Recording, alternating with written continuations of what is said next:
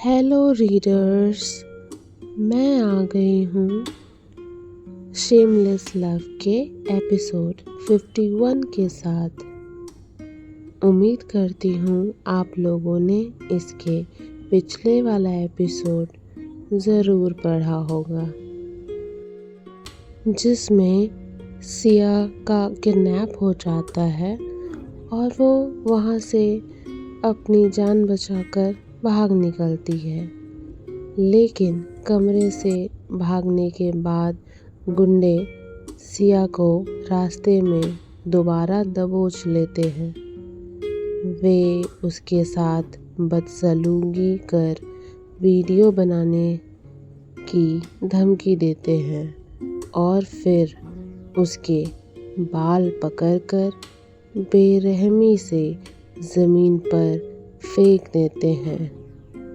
सदमे से बेसुध सिया जब टूटने की कगार पर होती है, तभी रुद्राक्ष आकर उसे अपनी बाहों में थाम लेता है।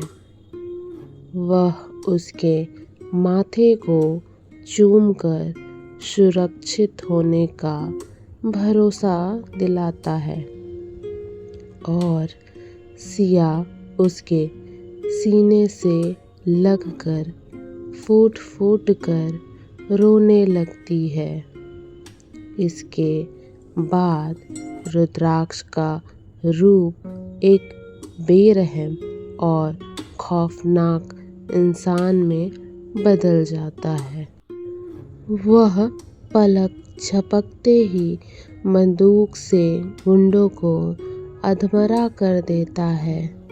फिर वह तेज चाकू लाकर उन पर टूट पड़ता है। पहले गुंडे के उस हाथ पर वार करता है जिसने सिया को छुआ था, दूसरे की आंखों को निशाना बनाता है और तीसरे के गिड़गिड़ाने के बावजूद उसके प्राइवेट पार्ट पर वार कर उसे हमेशा के लिए खत्म कर देता है। यह खौफनाक मंजर देखकर सिया की रूह कांप जाती है। रुद्राक्ष ने उसे बचा तो लिया था, लेकिन उसका यह रूप देखकर वह समझ नहीं पाती कि उसे राहत महसूस करनी चाहिए या डर, क्योंकि रुद्राक्ष की आंखों का गुस्सा बता रहा था कि यह कहानी अभी खत्म नहीं हुई है।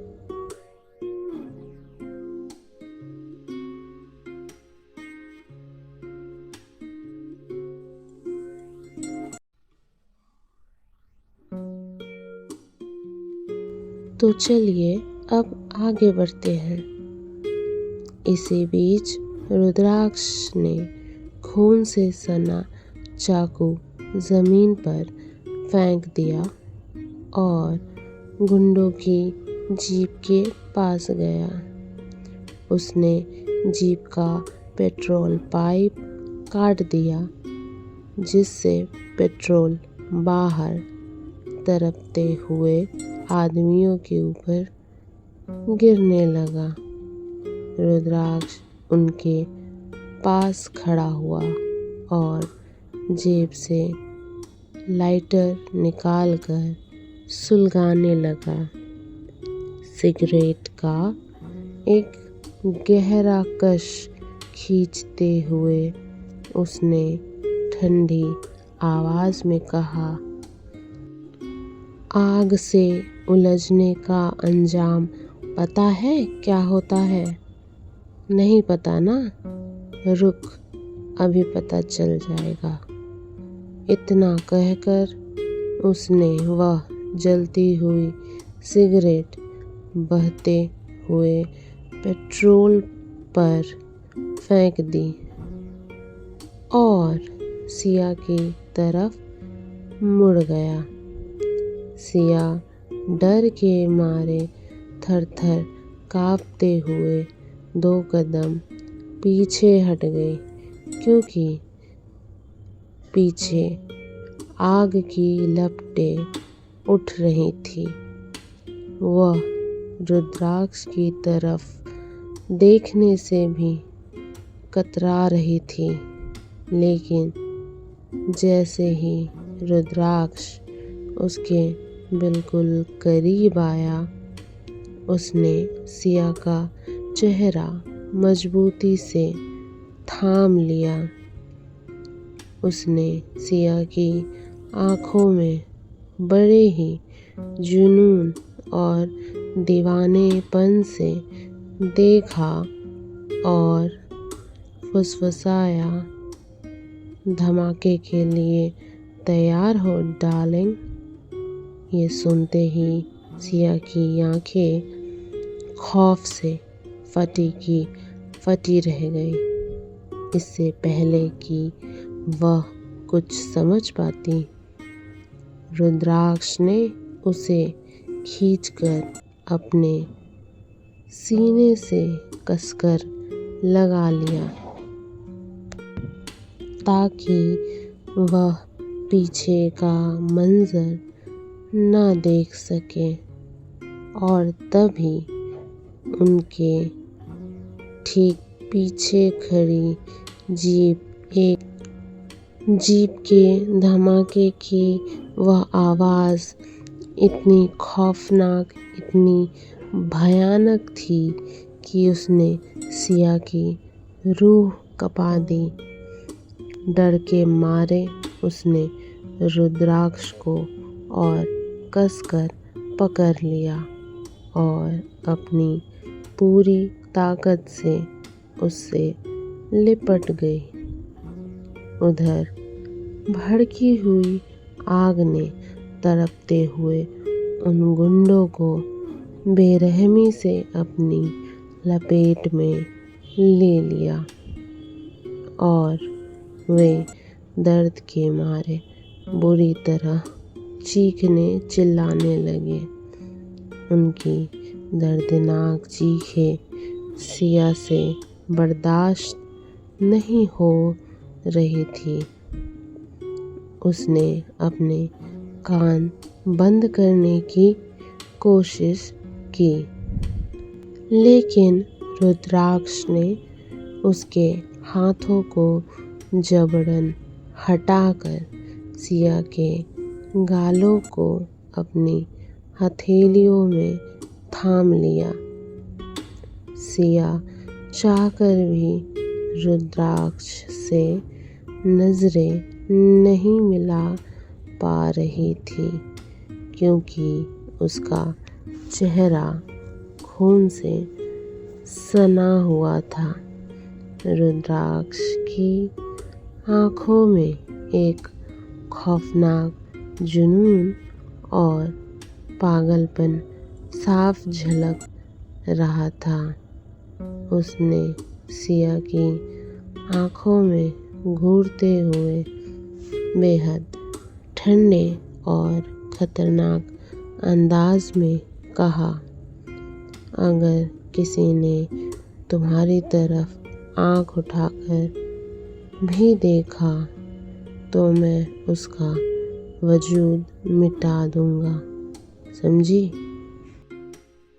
सिया डर के मारे बिल्कुल सुन्न पड़ गई थी। वह रुद्राक्ष की आँखों में देख रही थी, जहाँ उसे सिर्फ बेइंतहा पागलपन नजर आ रहा था। तभी रुद्राक्ष ने एक झटके में सिया की कमर को पकड़कर बेहद सख्ती से अपने करीब खींच लिया और फिर उसने अपने अंगूठे से सिया के कांपते निचले होठ को दबाया और सख्त लहजे में सिया से फिर से कहा, तुम्हें डरने की कोई ज़रूरत नहीं है। दरअसल मेरी चीज़ों को कोई हाथ भी लगाए तो मैं उसे ऐसी सज़ा देता हूँ कि मौत भी उसके लिए रहम बन जाए। और यहाँ तो इन लोगों ने तुम्हें गंदा करने की हिम्मत की थी, भला मैं इन्हें आसान मौत कैसे दे देता।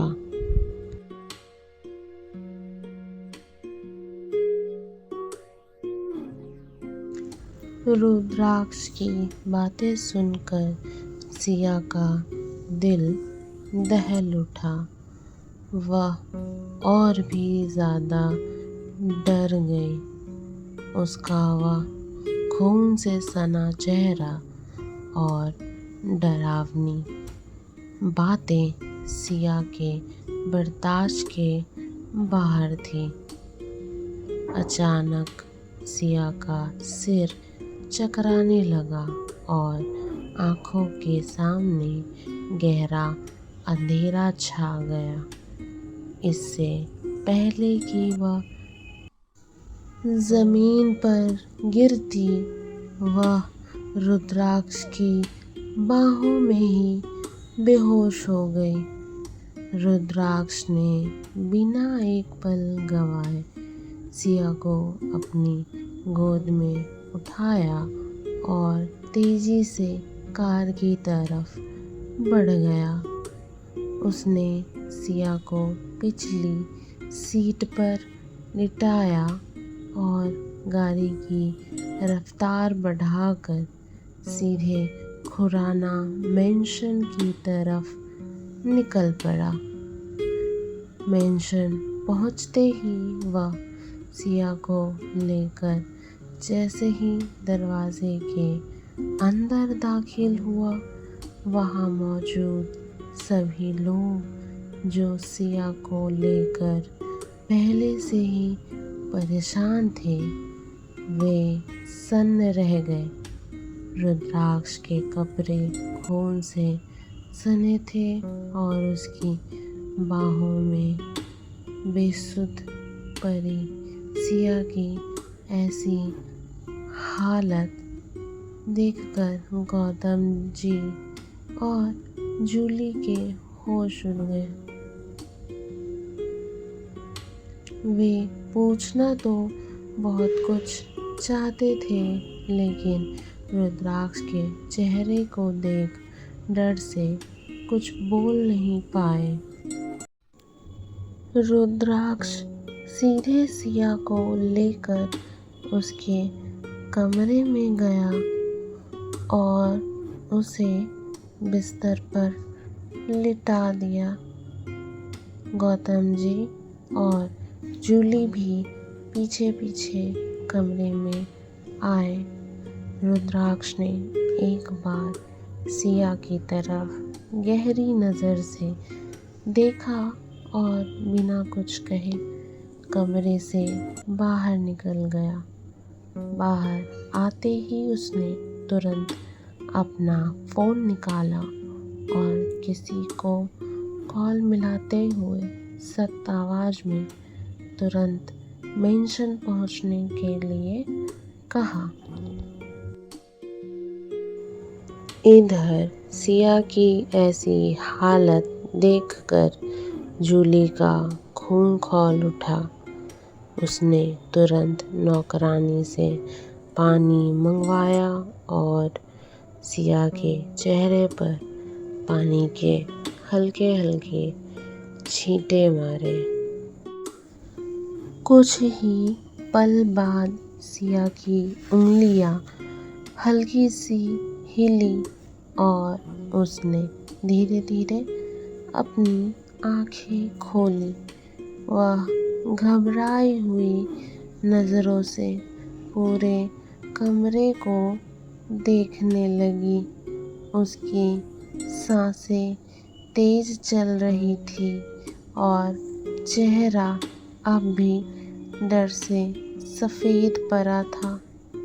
जूली ने तुरंत रुई और एंटीसेप्टिक मंगवाया वह बेहद सावधानी से सिया के होठों से बहता खून और उसके चेहरे पर लगे निशानों को पोंछने लगी। उसकी यह हालत देखकर जूली के हाथ कांप रहे थे और उसकी आंखों में बेबसी का गुस्सा था। वह रुआसी आवाज में बुदबुदाई, ओह गॉड, जिसने भी तुम्हारे साथ यह किया है वह इंसान नहीं हो सकता। कितनी बेदर्दी से चोट पहुंचाई है तुम्हें। काश मुझे पता होता कि वो कौन है, तो मैं खुद अपने हाथों से उसकी जान ले लेती।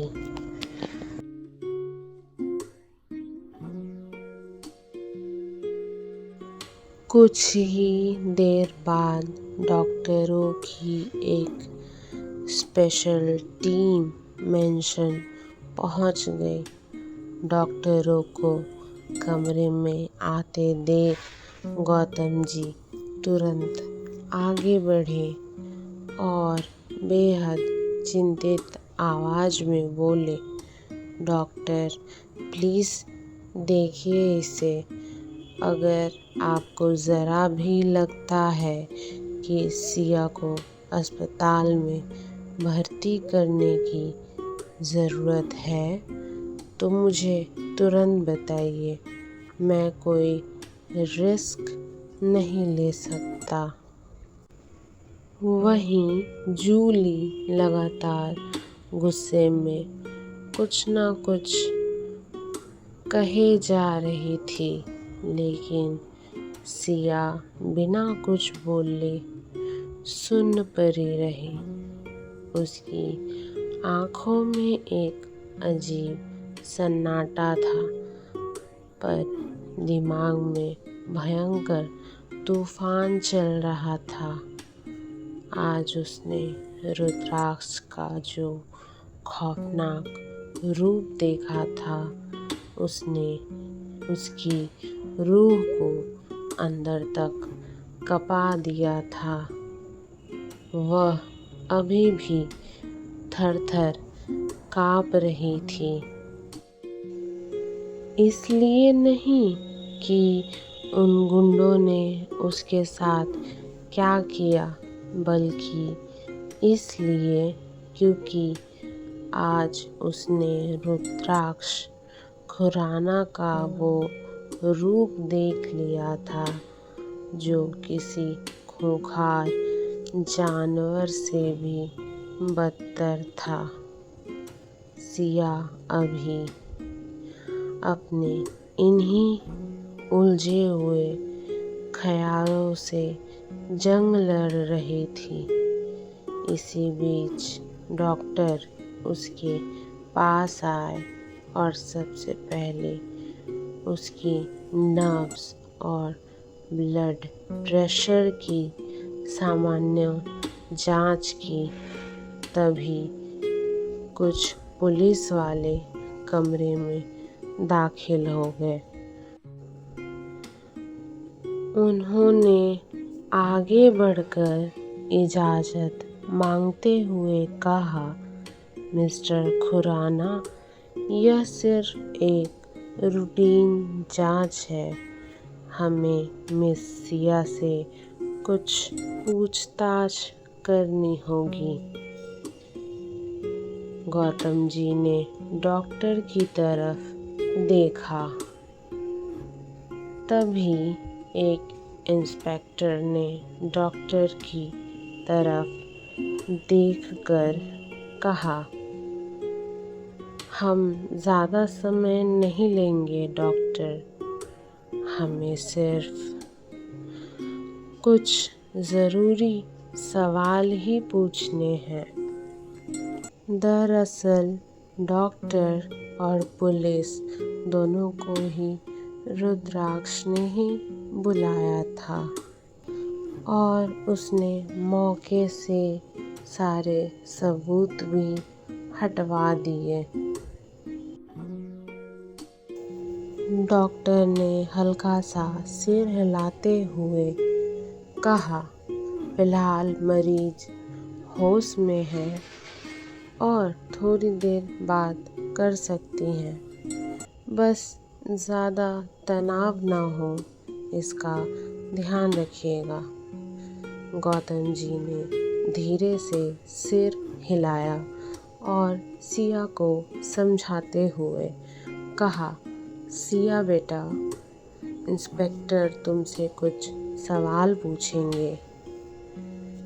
तुम बिना किसी डर के बिल्कुल बेझिझक होकर उन्हें सब सच बता देना, ठीक है? सिया ने सिर हिलाकर सहमति दे दी। इसके बाद इंस्पेक्टर ने सिया की तरफ देखा और पूछा, मिस सिया, क्या आपको किसी पर ज़रा सा भी शक है?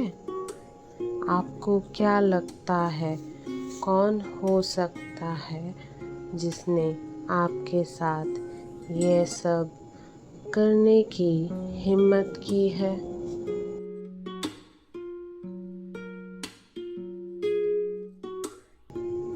नहीं, मुझे नहीं पता। सिया ने चेहरे पर बिना कोई भाव लाए बेहद शांत और सपाट आवाज़ में जवाब दिया।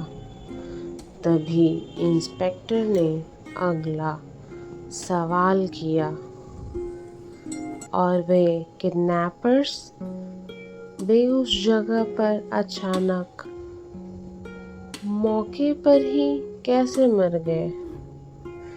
इंस्पेक्टर का यह सवाल सुनते ही सिया के मन में फिर से वही रोंगटे खड़े कर देने वाला डरावने और खौफनाक मंजर घूमने लगे, जिन्हें सिया अपने दिमाग से मिटा देना चाहती थी। लेकिन शायद सच तो यह था कि वो कभी भी उस भयानक मंजर को भूल नहीं सकती थी।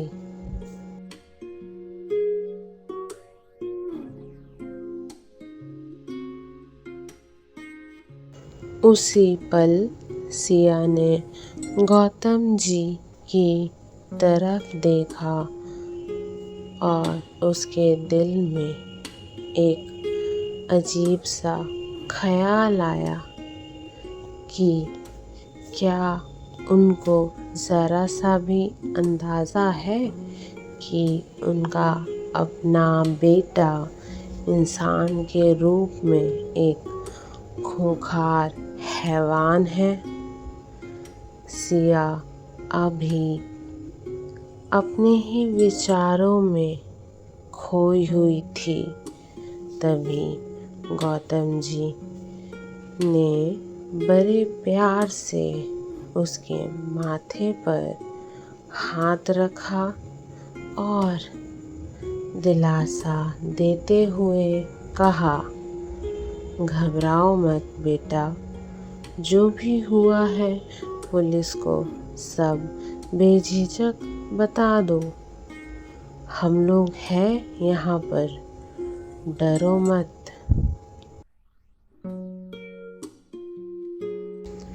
लेकिन सिया के अंदर तो एक भयंकर तूफान चल रहा था।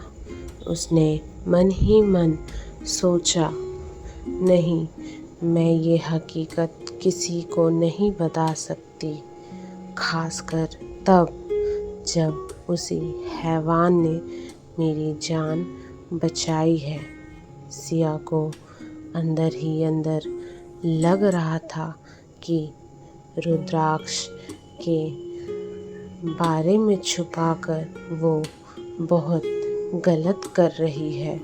लेकिन तभी उसके दिमाग में ख्याल आया, क्या वो सिर्फ उस वक्त के गुस्से और हालात की वजह से हुआ था? पर फिर सिया ने सोचा, चाहे हालात कितने भी बुरे क्यों न हो, कोई इंसान इतना बेरहम और क्रूर कैसे हो सकता है?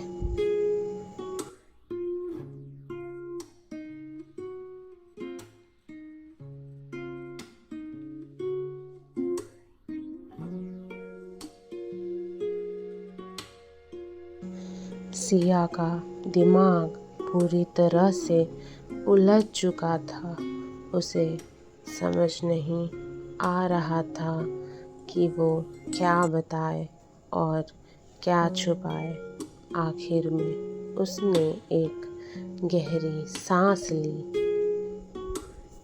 सब पर एक नज़र डाली और कहा, मुझे नहीं पता, मुझे सच में नहीं पता कि वो लोग कौन थे और कैसे मर गए। इतना कहते ही सिया फूट फूट कर रोने लगी। गौतम जी को लगा कि सिया सदमे की वजह से ठीक से जवाब नहीं दे पा रही है। उन्होंने तुरंत बात संभालते हुए इंस्पेक्टर से कहा, सिया भी बहुत डरी हुई है, इसकी हालत ठीक नहीं है, आप बाद में आइएगा। इंस्पेक्टर ने सिर हिलाया और कहा, कोई बात नहीं मिस्टर खुराना, मैं समझ सकता हूँ। जब इसकी हालत थोड़ी ठीक हो जाए तब मुझे खबर कर दीजिएगा, मैं आ जाऊँगा।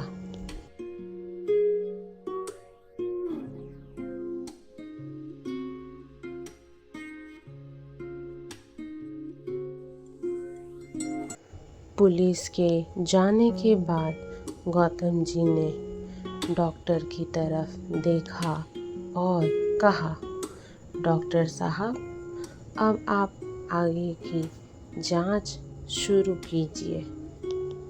जैसे ही वो डॉक्टर सिया के करीब आया और उसकी जांच करने के लिए हाथ आगे बढ़ाने लगा, तभी अचानक कमरे में एक दहाड़ती हुई कड़क आवाज़ गूंजी, खबरदार उसे हाथ भी मत लगाना।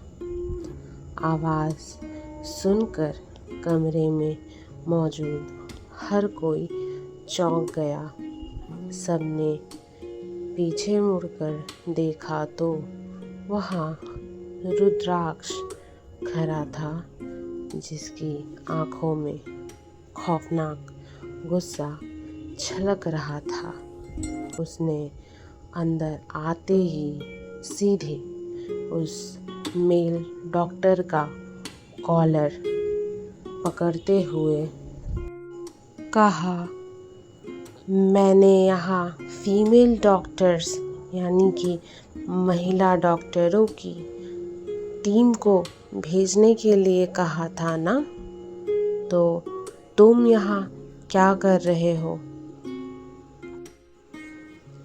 तो आज का ये एपिसोड यहीं पर समाप्त होता है। उम्मीद करती हूँ आप लोगों को अच्छा लगा होगा।